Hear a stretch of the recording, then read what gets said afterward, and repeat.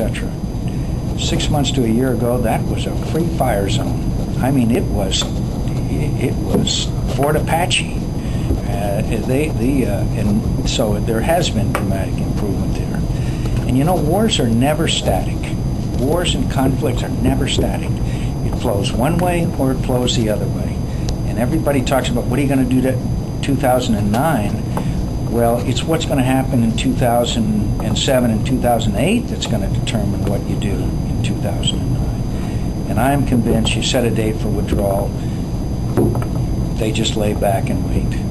And this idea, we'll go in and fight Al-Qaeda, I think that would require a version of warfare where T-shirts are worn. Al-Qaeda, Shiite militia, Sunni, excuse me, sir, are you Al-Qaeda or Shiite? Oh, I'm sorry, that's crazy. How are you going to tell the difference? And finally, could I say that what I try to do now in these gatherings that I have, and I'll mention it today at Rotary, let's not just look at Iraq.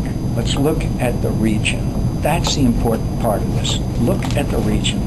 Look at what Syria is doing now as opposed to our initial victory, trying to destabilize the government of Lebanon, and they're supplying Hezbollah in southern Lebanon.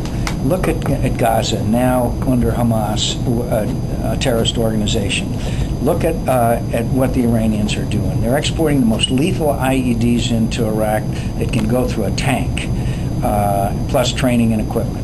Look at this unsettlement with Musharraf now in Pakistan. I mean, this is serious stuff. If Musharraf goes and an Islamic government, radical Islamic government takes over in Pakistan, our chances long-term in Afghanistan are dramatically diminished, as you know.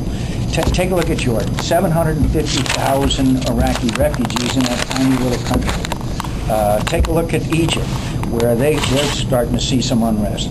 The Saudis are going to have to, at some point, if things continue to go to hell in a handbasket, they're going to feel an obligation to Sunnis. They've fashioned themselves as the leader, the protector of the holy places, et cetera, et cetera. So, I mean, if you see Iraq go, just look at a map and then look at the entire region.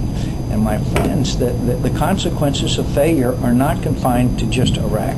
And that's my whole point. And I apologize for being so long-winded. I'll make my next answer very short.